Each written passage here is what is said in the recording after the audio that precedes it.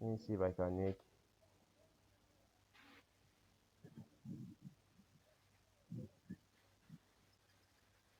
Let me see if I can mute every noise. All right. So I guess everyone that was noisy is muted now. Okay.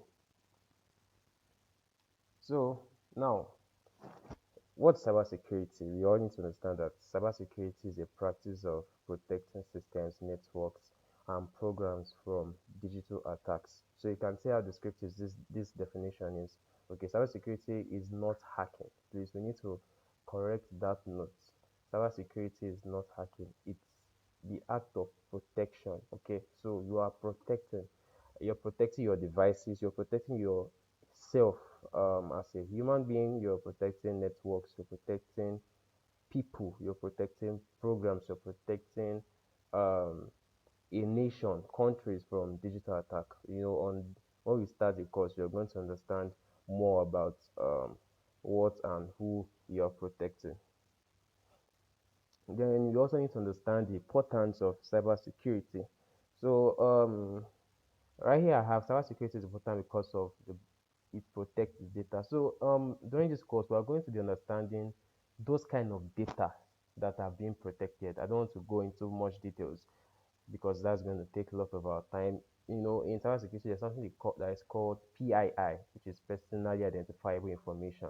So, cyber threat criminals or threat actors, that's the official word they are called, threat actors. Uh, they look for this information, this personally identifiable information, so those informations can be used as they can use this information as to be an impostor. Okay, that's what they call identity theft. Okay, so and they get this information via various kind of ways. There's phishing, there's spear phishing. Okay, they also attack companies and restrict their um, operations, and those kind of attacks we can refer to them as denial of attack. So there's also distributed denial of attacks. If you heard of DOS or DDoS, and sometimes Nigeria banks even face some things like that. And also you get to let's just move forward.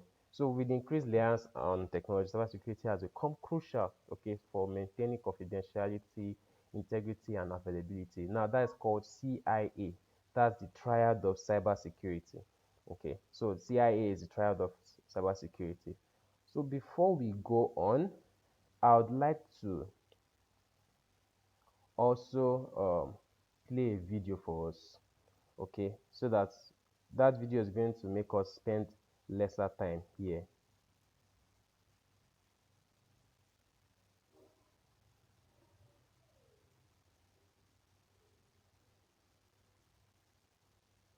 Okay, so let me just quickly search for my video and play it. So that video, it actually contains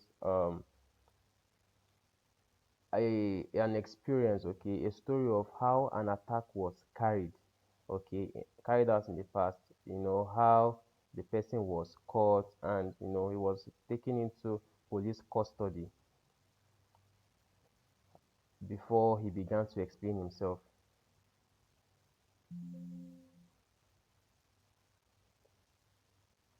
Okay,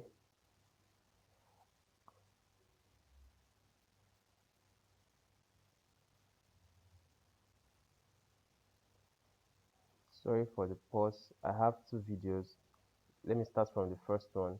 Okay, this is a live TEDx show. As many of us that know TEDx, this was a live TEDx show from of how a man was showing some persons how some attacks were carried out.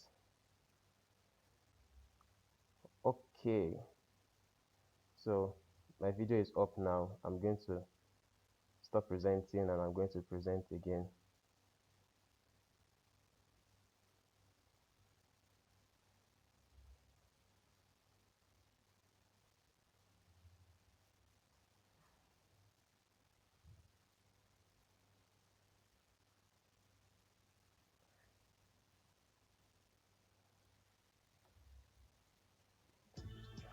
All right. Please, I would like you to tell me if you can hear the sound. Can we all hear the sound?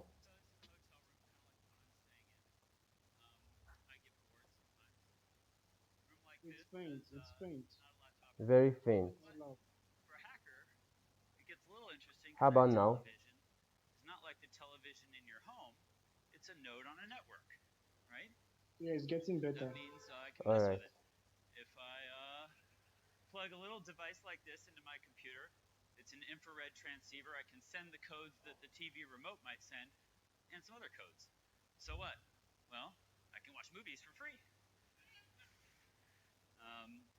It doesn't matter to me so much, but I can play video games too. Hey. But what's this? I can not only do this for my TV in my hotel room, I can control your TV in your hotel room. So I can watch you if you're checking out with one of these, TV-based registration things. If you're surfing the web on your hotel TV, I can watch you do it. Sometimes you see interesting stuff. Funds transfer, really big funds transfers. You never know what people might want to do while they're surfing the web from their hotel room. But the point is, I get to decide if you're watching Disney or porn tonight. Anybody else staying at the Affinia Hotel? All right. This is a project I worked on when we were trying to figure out the security properties of wireless networks. It's called the HackerBot. This is a robot we built that can drive around and find Wi-Fi users, drive up to them, and show them their passwords on the screen. We just wanted to build a robot, but we didn't know what to make it do, so we made the pistol version of the same thing. This is called the Sniper Yagi. It's for your long-range password sniffing action. About a mile away, I can watch your wireless network. This is a project I worked on with Ben Laurie to show passive surveillance. So what it is a map of the conference called Computers, Freedom, and Privacy. And this conference was in a hotel. And what we did is we put a computer in each room of the conference that logged all the Bluetooth traffic. So as everybody came and went with their phones and laptops, we were able to just log that, correlate it, and then I can print out a map like this for everybody at the conference. This is Kim Cameron, the chief privacy architect at Microsoft.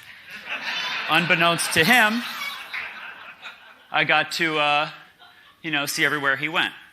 And I can correlate this and show who he hangs out with, that he got bored, hangs out in the lobby with somebody. Anybody here use cell phones?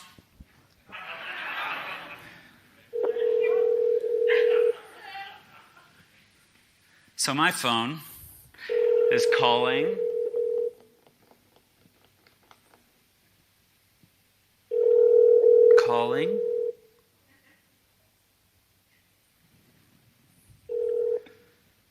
You have one unheard message. Uh-oh. First unheard message. Where do I press? Message skip. First skipped message. Uh-oh. Main menu. To listen to your... You've pressed an incorrect key. You have 2 skipped messages. 3 saved messages. Goodbye. Uh-oh. So we're in Brad's voicemail. And I was going to record him a new message, but I seem to have pressed an invalid key, so we're going to move on. And I'll explain how that works some other day because we're short on time. Anybody here use MySpace? MySpace users? Oh. It used to be popular. It's kind of like Facebook. This guy, a buddy of ours, Sammy, was trying to meet chicks on MySpace, which I think is what it used to be good for. And what he did is he had a page on MySpace about him. It lists all your friends, and that's how you know somebody's cool, is they have a lot of friends on MySpace. Well, Sammy didn't have any friends. So he wrote a little bit of JavaScript code that he put in his page so that whenever you look at his page, it would just automatically add you as his friend. And it would skip the whole acknowledgement response protocol of saying, is Sammy really your friend? But then it would copy that code onto your page so that whenever anybody looked at your page, it would automatically add them as Sammy's friend too. And it would change your page to say that Sammy is your hero. So in under 24 hours, Sammy had over 1 million friends on MySpace. Hey, he just finished serving 3 years probation for that. Even better, Christopher Abad, this guy, another hacker, also trying to meet chicks on MySpace, but having spotty results. Some of these dates didn't work out so well, so what Abad did is he wrote a little bit of code to connect MySpace to Spam Assassin, which is an open source spam filter.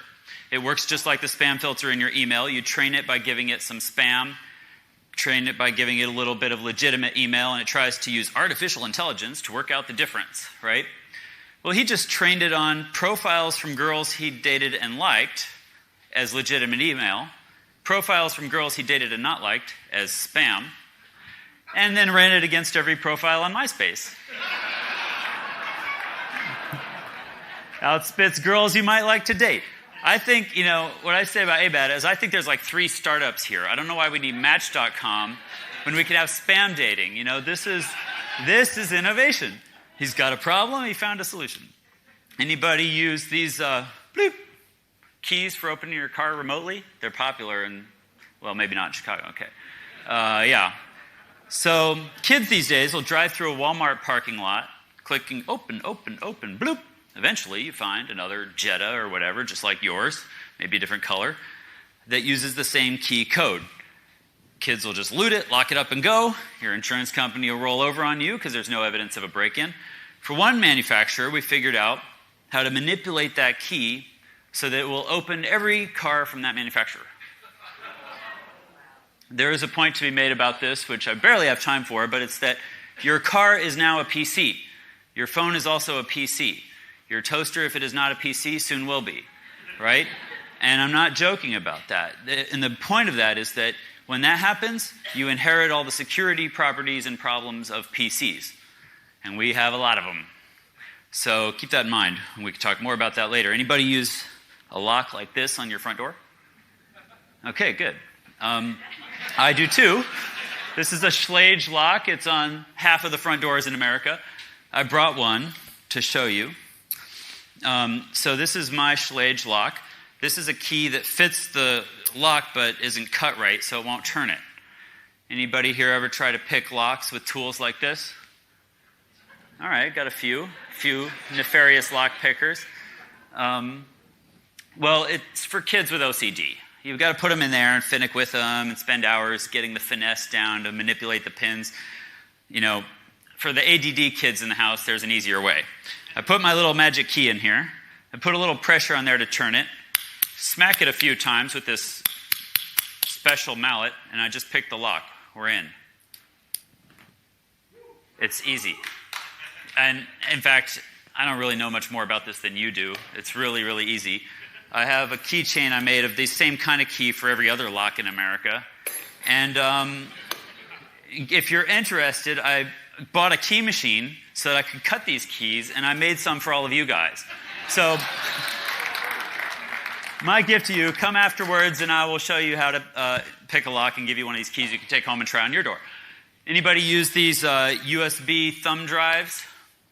Yeah, print my Word document. Yeah. They're very popular. Mine works kind of like yours. You can print my Word document for me. But while you're doing that, invisibly and magically in the background, it's just making a handy backup of your My Documents folder and your browser history and cookies and your... Okay.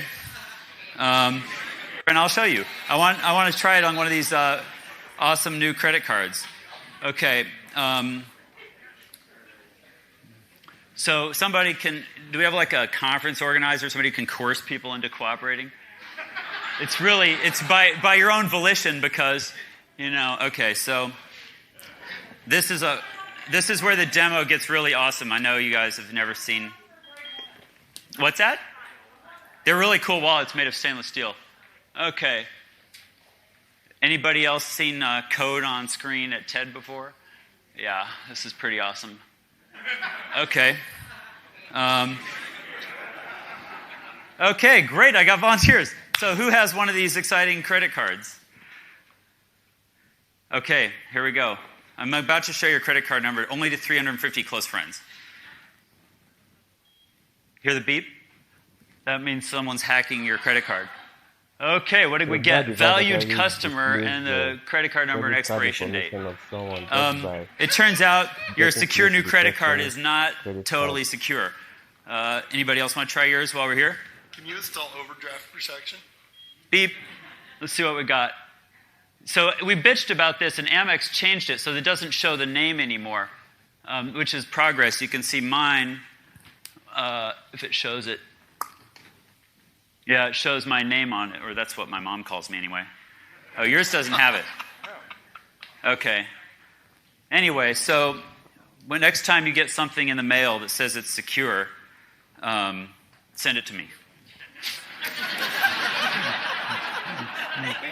Oh, wait, one of these is empty. Hold on.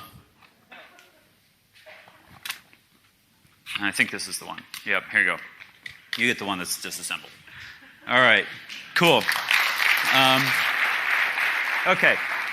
I still have a few All minutes right. yet left, so I'm going to make a couple I'll points. be stopping this one now. Oh, Just shit. so we can That's my subliminal continue. messaging campaign. It was supposed to be much faster.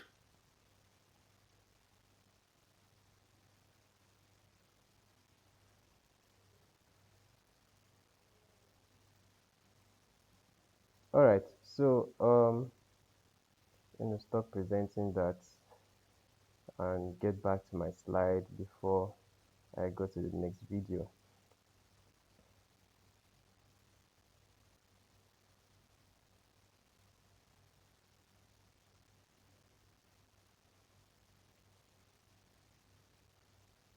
All right, so I guess you can see my screen now, right?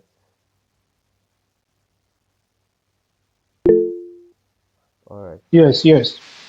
Okay, so moving on to the next one. So statistics have shown that over 4,000 cyber attacks occur daily. So you can see the rate at which threat actors are working hard. And one funny thing is that there's a huge gap between technological innovations and the security of those technology. So many technologists just want to make life easy because we know the idea of technology is just to make life easy, right? But most majority of the time, after trying to make life easy, after coming up with something very innovative to make life easy, um, the people always fail to consider the security aspect of that technology. So there's a huge gap between the advancement of technology and the security of those technologies. So that's why cybersecurity specialists are needed, and that's why they are actually on demand at the moment. And you can see here that its statistics also shows that the average cost of a data breach is about $3.86 million. Okay, so when a data is being breached, now, when people's data centers are being attacked or your data transfer is being attacked, it might cost about 3.86 million. Now, this about in a year, okay, not something, and also it can even be in an instant, okay, and also it states that statistics also states that 68% of business leaders feel their cybersecurity risks are increasing, and that is true because technology, is advancing speedily, and the um the cybersecurity risk is increasing because even with the rate at which technology is advancing, not everyone is advancing in cybersecurity knowledge. So as a smaller or minor business owner, everything is moving to the cloud now. Everything is going tech now. For example, almost every store has a POS machine. Okay, so that POS machine actually can be hacked, okay, because it works with a network, right?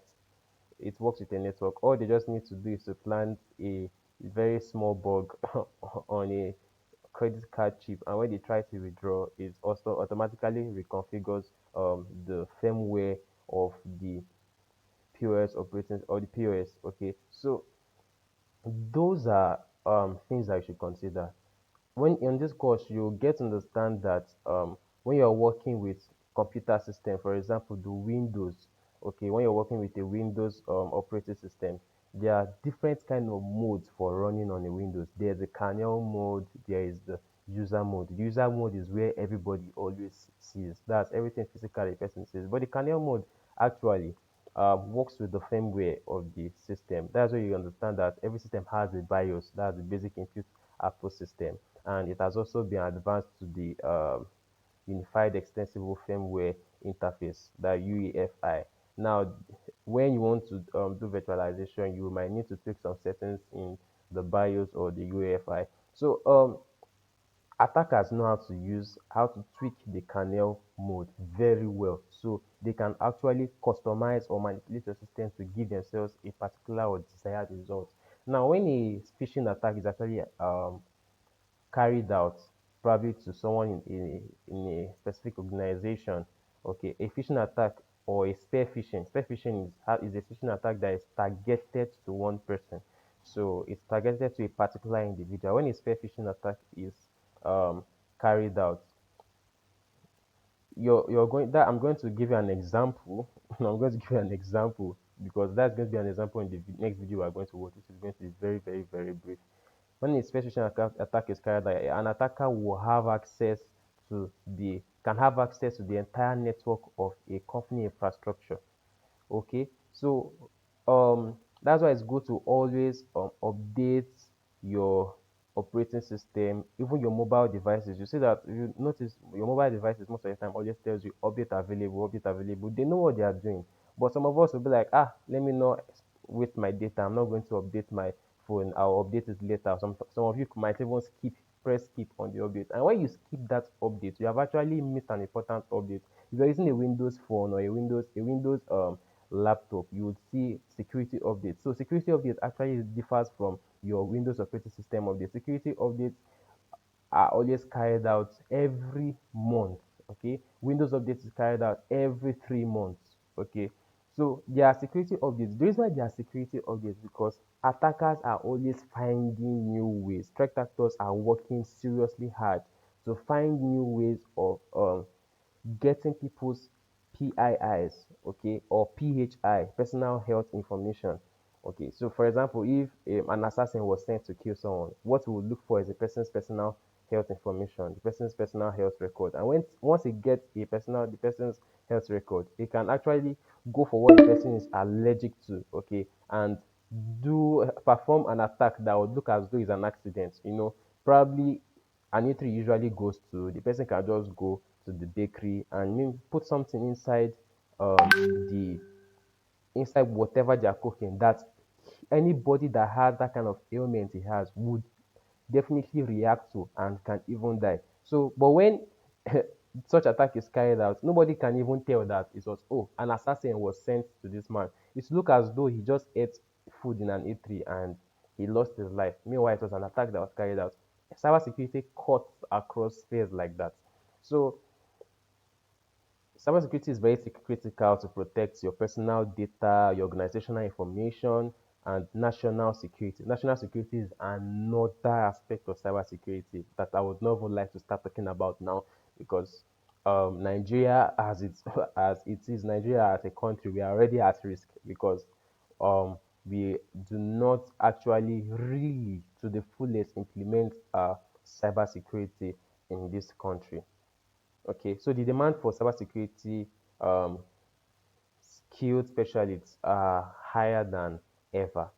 All right, so quickly, I'm just going to play the next video.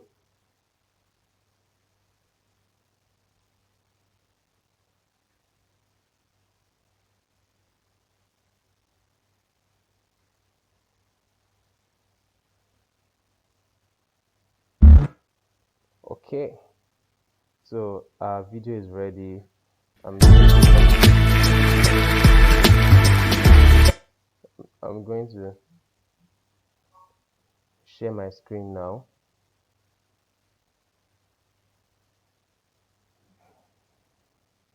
So please, I would love you to pay attention to this particular video very well because you would see how slim the loophole was for this cyber attacker or this threat actor to get into a company.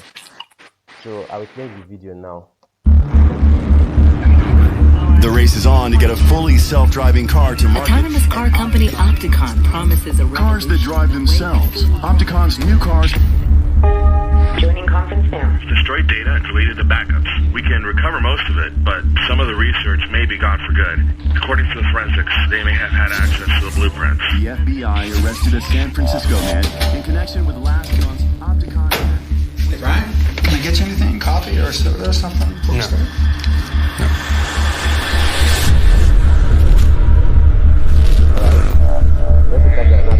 So, walk me through it, step by step. I took over the website to a bowling alley. Check your website. This is not a joke. Okay, look. They have this research facility down the peninsula, and they're working on optical tracking cameras for driverless cars. So, just searching through social media, I get the names of a whole bunch of engineers who are working there. And as I'm looking them up, I come across this bowling league where a bunch of tech companies play every Wednesday. And this is an old school bowling alley with this really ancient website. And it has all the league info, company names, player names. Okay, so you hacked into a bowling alley website. Yeah.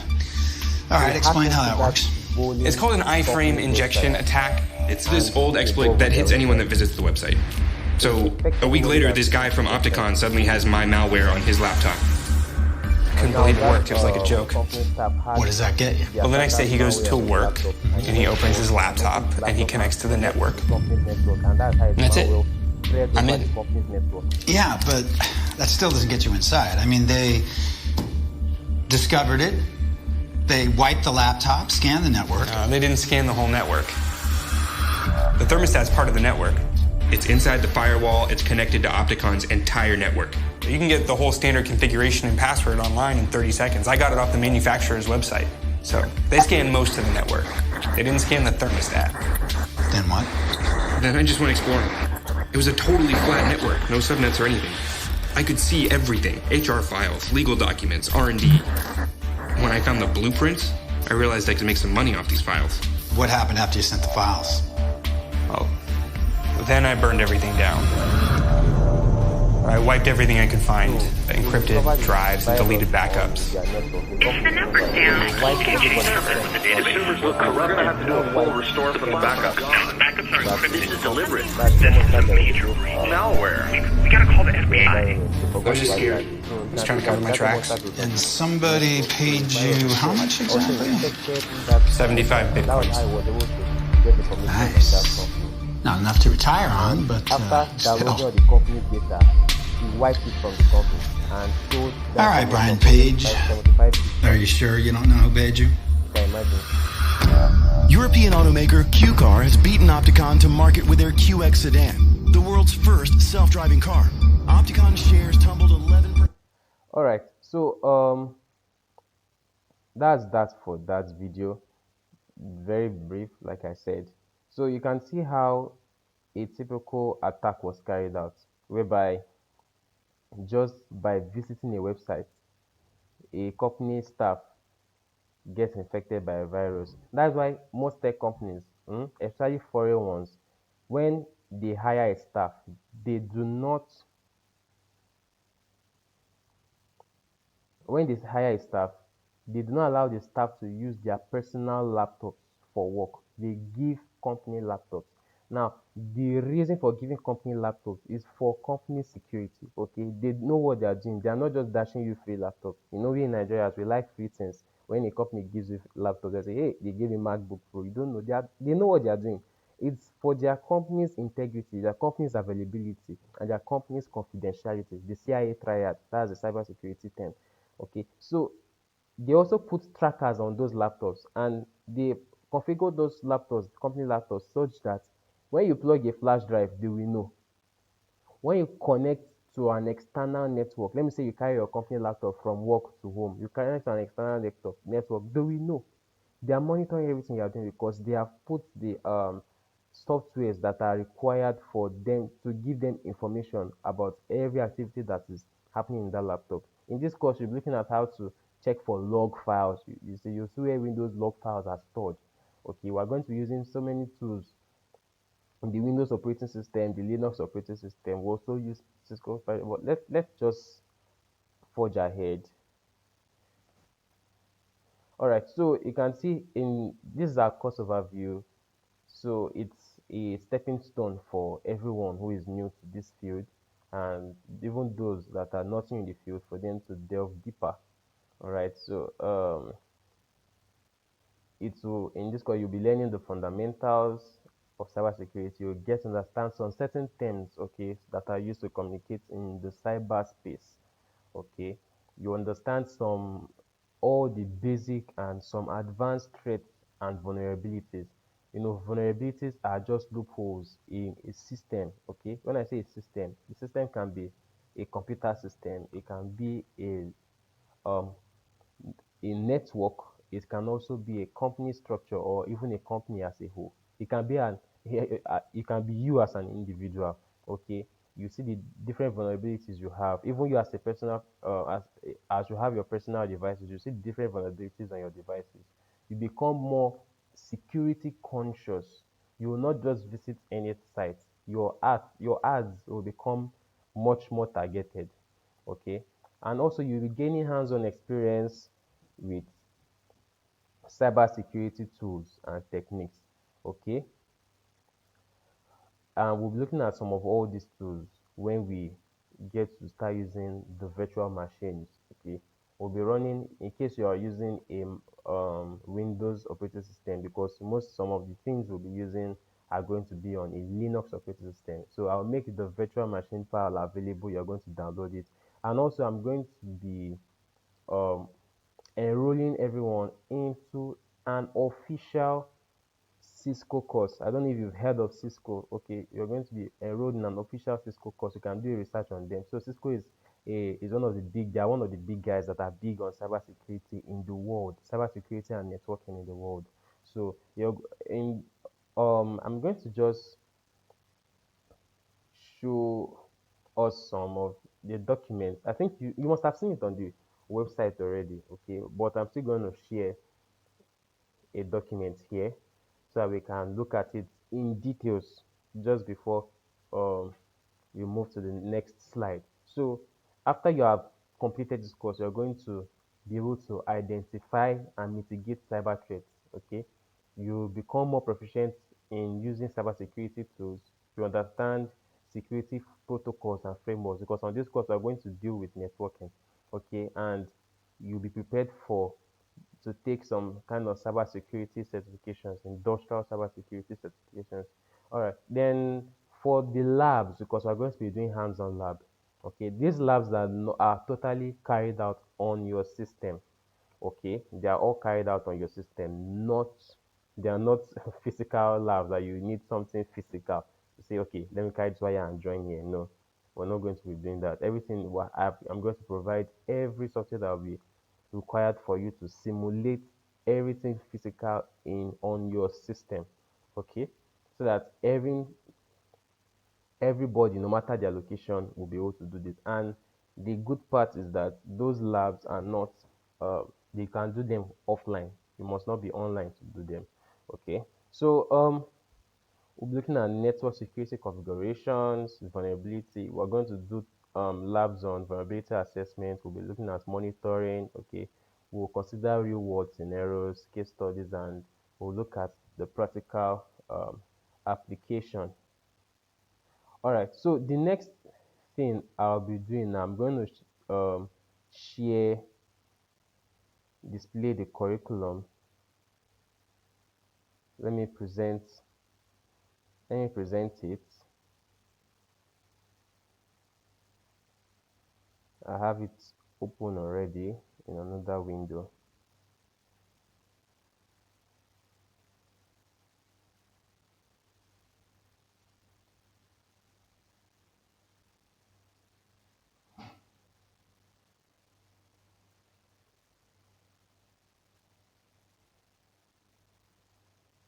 I'm looking for my, for some reason I can't see my open tab on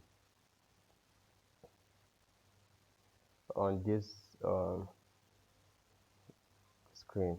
Okay, so I'm going to just reopen it.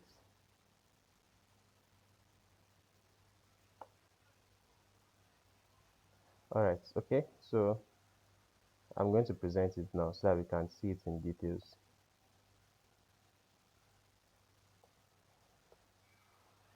All right. So this is what we'll be looking at. Okay. And after we have done with this course, we are going to be getting these four badges. Okay. We're getting these four certification badges. Cybersecurity basics badge, and all these badges will go straight to your credit. I don't even know what credit is. Credit is a platform whereby you store certification and um, certifications and badges, okay, that can help pitch for you when you want to apply for a job. Okay, so these badges are official and they are being given by Cisco. So we work when we're a member, we're working with an academy, a Cisco academy. Okay, so that's why we're going to be getting these badges for free, okay, after going through this course. And these badges, you can only get these badges under the requirement that you complete that particular course on the Cisco NetAcad platform. So we're going to be going through all the courses, okay, all the courses that are in our curriculum, all right. Then you can now finish the courses, and those courses, all of the courses have exams, they have quizzes that you should take, okay, which is going to be part of your grading system, because we are going to be monitoring you. We're not just coming to just teach you. Actually, this is a paid training, right? You're not going to be left to do how you want to do it, although it's going to be to your own detriment if you do anyhow. So you're going to be getting these four badges: fundamentals, cybersecurity basics, operating system, cybersecurity essentials, and networking basics. Okay, so we're going to be getting these four badges on your credit after you have completed this course. All right.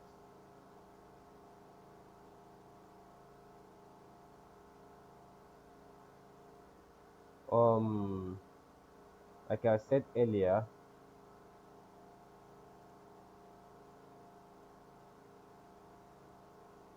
if we can see my screen, right? Yes, please. Okay. So I said after completing the week one, we'll get the first badge. After I completed the course, we're going to be enrolled on the first course during week one. Okay, complete the examination, that's the exams of the course online. After, because we're also going to be having the live teach back sessions. Then you could also go home, read on your free time. You take the exams and you get the first badge. Then the week two, after we complete everything on operating system, and week three. So after taking week two and week three, we get the next badge. Okay, that's going to be a badge on um, operating systems. Okay, so we're going to study Windows operating system and the Linux operating system. Okay, then week four, we're going to be dealing with programming. Now this is going to be very hectic, and it's going to be a lot of work for us. Okay, during this session there will be assignments, but there's not going to be an online course, but a material will be given to you for further study. Okay, so you're going to learn Python programming, all the fundamentals you need to know about Python programming, from getting started with Python to learning how to use exceptions and classes. You are going to learn that. Okay, so you'll be required to do a lot of study, a lot of reading. Okay, for week four and week five. Then after that, we move to week six, where we'll uh, have networking basics. We're going to have networking basics. Okay, so we learn everything that has to do with networking. We understand the network. So when a bank says, we're having our server is down, we're having server issues, we're having network issues, we're going to be understanding all those terms, so that next time when a bank staff tells you the server is down, you know what question to ask next. So we'll be doing that for the next 4 weeks. Okay, so that's from week 6 up to week 9. That is a lot. Okay, and we're going to be doing a lot of labs on that. So we're going to be using the I'm going to show us the softwares we're going to be using. Okay, the Cisco Packet Tracer, we're going to be using that, and I'll make it um, available for download. Then after dealing with networking, we move straight to the main thing, which is the cybersecurity. Okay, we'll now begin to delve deeper into cybersecurity. We'll learn how attacks are being carried out. Okay, we'll learn different threats and vulnerabilities. Okay, we will learn different attack patterns, all right, and we'll see how to ensure integrity. We look at the five nines concept. The five nine concept has to do with availability, so we're going to understand what that means. Okay, then we'll learn how to protect a security domain. Then lastly, on the last class, okay, we are going to be looking at how you can start a career as a cybersecurity specialist. Okay, you see all the industrial certifications you should take apart from this one that we currently have. You are going to actually come out with us. You'll see the different industrial certifications. You see different companies that gives those certifications. So you can see here additional resources says all virtual machines will be provided by the instructor. So I'm going to be providing all the virtual machines that you would need. Okay, so let's go back to our slide.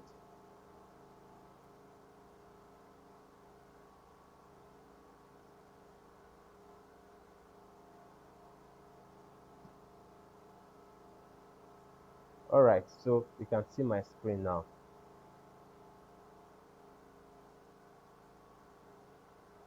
So we've looked at the curriculum fully. Next, the tools we'll be using. So we'll be using Cisco Packet Tracer. We'll be using Oracle VirtualBox. Oracle VirtualBox is an advisor for us that will enable us to run different virtual machines. Okay, so if you are using a MacBook Pro, you can run a Windows virtual machine on your Oracle with the Oracle VirtualBox. Okay, if you're running on a Windows, you can run a Linux operating system using your Oracle VirtualBox.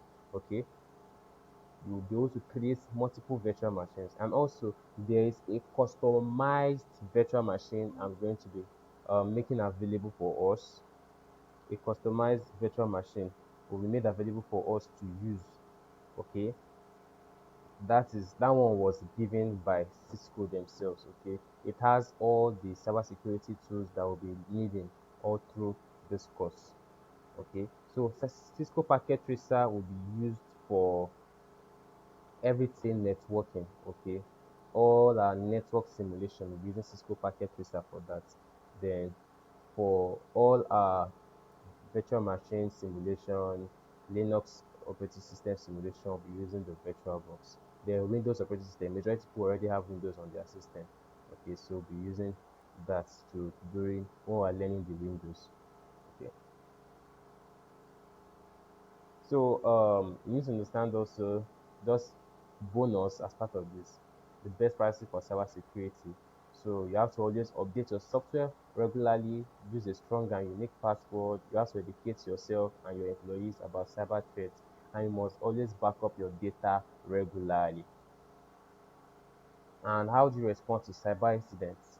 So you identify and isolate the threats. You communicate with security teams and stakeholders. Okay.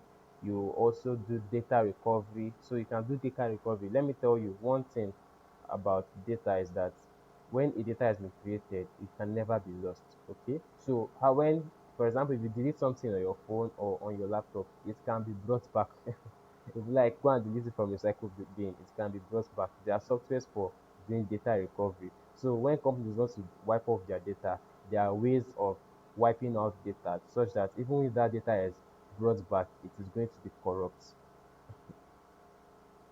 All right. So lastly, you should always evaluate and improve security policies. You understand what security policies during this course. Okay. Um. In conclusion, cybersecurity is a crucial element in protecting your digital assets. So by understanding existing threats and implementing appropriate security measures, you can reduce risk and protect critical information. Right. So right now we'll be moving to the question and answer section. So if you have questions as regarding what you'll be learning in the course, how it's going to be like, okay, what and what will be provided, or you would need to have or put in place for you to be able to go through this course, we can now talk about those things now. So Q&A session, please. So if you have any question, you can just raise your hand, then I'll call you, or mute yourself and speak. All right. So Mr. Michael. Okay, thank you very much, sir. I've been going through what you're saying all this while. Though even thought I did not get some of the videos because of their blurry state and the sounds. So what I want to ask is that here in Nigeria, as a person that go for such a high skill, which is cybersecurity, how possible can one have a job with such kind of skill in this our present economy as in Nigeria? Or is there any possibility that in the standard of chiefs and all the rest, we can at least reach out in international system of employment? Is there any chances? All right. Thank you very much, Mr. Michael George. um yeah, there are chances, high chances. Okay, like I said, after you complete this course you'll be getting badges, right? So one thing you need to know after completing trainings like this, you don't just go and start looking for a full-time job or anything. The first thing you should be looking out for, although it's possible to get a full-time job, very very possible if you're being assessed and you have practiced a lot with that, those different tools that you have been taught how to use, okay, you can get full-time job. But as someone in the space, my first advice is to look for you to look for internship roles. Now, internship roles are available. One thing about cybersecurity jobs is that some of them, or many of them, can be are remote. Okay, which means you can work from home. So you don't necessarily need to start going to work or having a 9 to 5. So you work per hour or you work from home. Okay, if it's a Nigerian company, definitely it's going to be a 9 to 5, but you work from home. Okay, and there are specific work hours. But if it's a foreign gig, okay, you work per hour and you're being paid per hour, $25 per hour, $35 per hour, $50 per hour, as much as that. So at the end of the month, you can be coming out with at least $2,000 to $5,000 and above at the end of every month. Okay, so there is a high chance. So that's why all those were giving you the privilege of getting those badges. Those badges, you can see those badges that I made mention of earlier. Those things, when you open accounts like your LinkedIn account, you can post those badges, you can display them on social media, add them to your profile, your portfolio. Okay, if you have an online profile, maybe on LinkedIn, you can add those.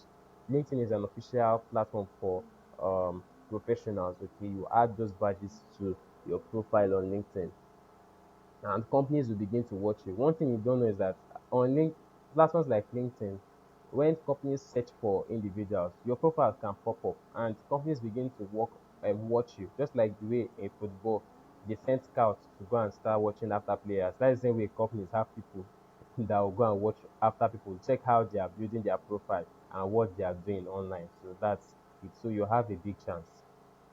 I hope that answers your question, sir.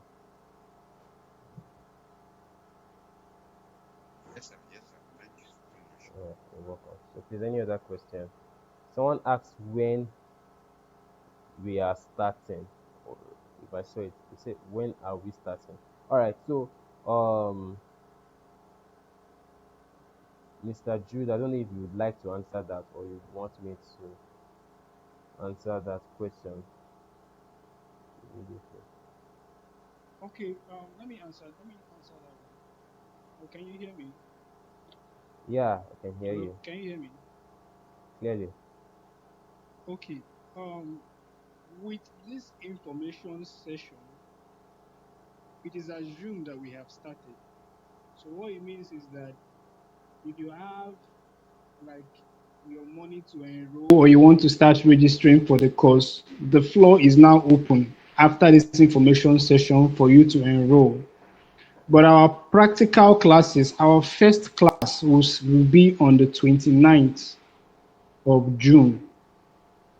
The first class will be on the 29th of June. So if after this session somebody says, my money is coming when I receive salary by the ending of the month, so that's why we are keeping it at that, because for you to start this course, we expect that you make at least a minimum payment of at least 20,000 naira.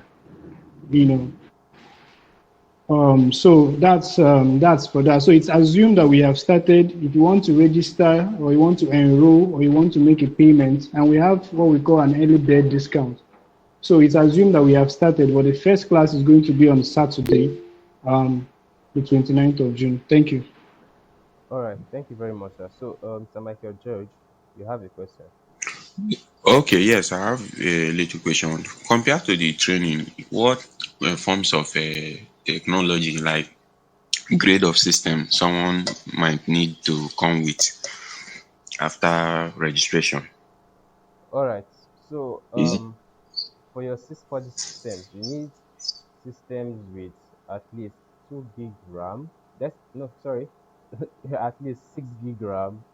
I put that on the course curriculum, I think. You need a system with at least Core i3 core processor, 6 gig RAM, and 320 gig ROM. Okay, so the internal storage should be at least 320, the RAM should be at least 6 gig, and the processor should be at least Core i3. Okay, now there are different, when it comes to processors, okay, there are different generations. Don't go and buy Core i3 first generation or second generation. Then you can go for systems like Core i3 fifth generation, sixth generation, seventh generation, 10th generation, 11th generation, or even 12th generation if you can afford it. Okay, well, you can buy Core i3, Core i5. Please don't get a Pentium, don't get a Celeron. Celeron computers are for kids. Forget to tell you, the battery will be lasting for longer. Celeron computer is for kids. So when you see a system and you see a badge you're using on it, they tell you Celeron inside. That is a child's laptop. It's for children. So please don't buy for a professional, cybersecurity professional or cybersecurity enthusiast. Okay, you do not use those kind of systems. Look for a system that will take you far, that you can use for at least 2 years, and it will still be working fine and serving you because technology is improving. So I guess that answers your question, sir. okay, sir? So, Thank you. so what if someone has a system that is 4 gig, Okay, 4 gig RAM? when a system is 4 gig RAM, now it now depends on the processor because 4 gig RAM is not going to be so nice because we are going to be using virtual machines now, which means that when people are running, although during the class you would not be running, you will have to practice yourself. You will see how mine will be responding fast when I'm using my virtual machine to show you some things. You see how fast it responds. That's because my laptop is 16 gig RAM. I know the importance. That's why I'm using a laptop of 16 gig RAM. So virtual machines share the system resources. Okay, the system resources, which is your RAM and your ROM, and even your processor capacity. So when you have a 4 gig RAM, imagine assigning at least 2 gig to your virtual machine. So which means your system becomes slower. Okay, because that virtual machine will be using 2 gig of your RAM, and to do other things on your system, you would now be managing the remaining 2 gig RAM to run them. And guess what? System processors are already on. So if you have 4 gig RAM, please you can top it up to 8 gig. You can go and buy RAM and add to it to make it Yes, easier that's for what I you. was about saying. I know that it's possible to increase your RAM size, right? Yes. Yeah, so if you have like a 4 gig, you can also buy an additional maybe 4 gig or 6 gig as the case may be and add on it. Yeah. Also, please don't buy a 32-bit laptop. Yes. there are laptops that are 32 bits, there are laptops that are 64 bits. So please get a 64-bit system. I don't want to start explaining what that means, but just take note: 64 bits. Don't buy 32-bit systems, operating systems. Okay, Mr. Michael. Okay, please, can somebody that is not conversant with a system also come for the training if Hmm. he's ready to? Is it possible? Hello? Okay. Hello? Then for someone that is not conversant with system, uh, I'll advise you to quickly start brushing yourself up. Although we'll be doing operating systems, so we'll be introducing you to different operating systems, so you get to learn how to use systems. Okay. Okay, Yes. okay.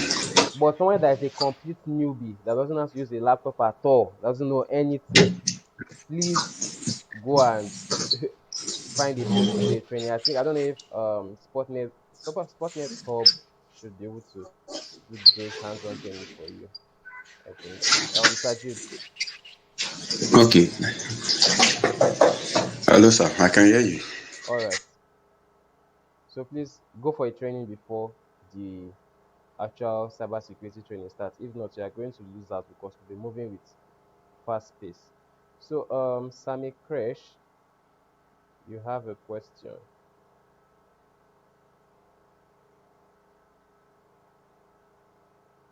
Unmute yourself, please.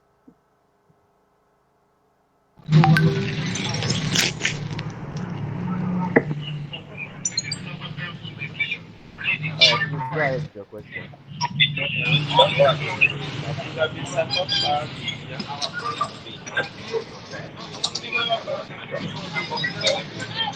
Hello, Sami Fresh.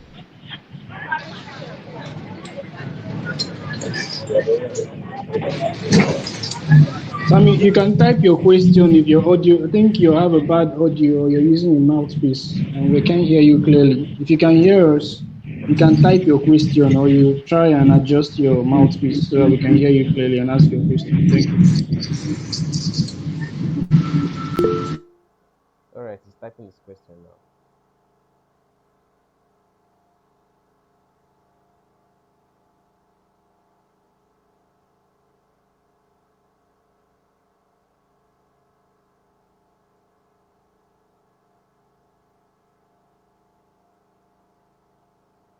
All right, so just because we're wrapping up this session very soon, we're supposed to end by 5:30, so we have about 3 minutes more.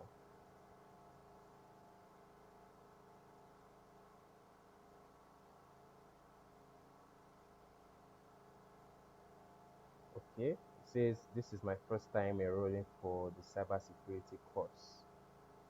Yeah, you're welcome. This is your first time, so you should be able to cope if you're a technical person. You also cope best if you're a technical person. If you're not a very technical person, you should be able to cope if you are hardworking. So either ways, you can cope.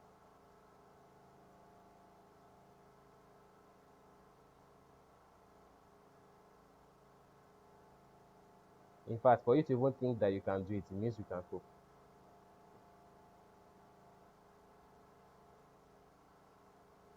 You're welcome. All right. So, is any final questions before we call it a day?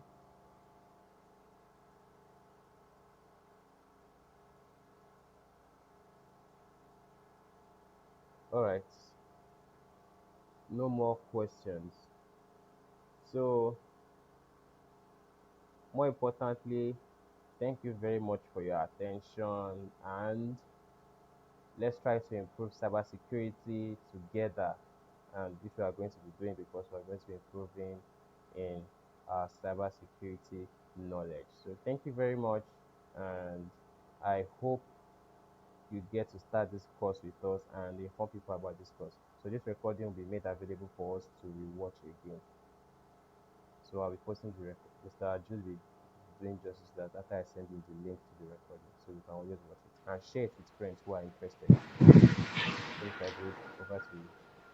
All right, thank you very much. Thank you everyone for making out time. Like Mr. Rollins has said, the recording is going to be shared with the group, and more information regarding how to register and the discounts that we are proposing and other opportunities too are going to be shared on the group.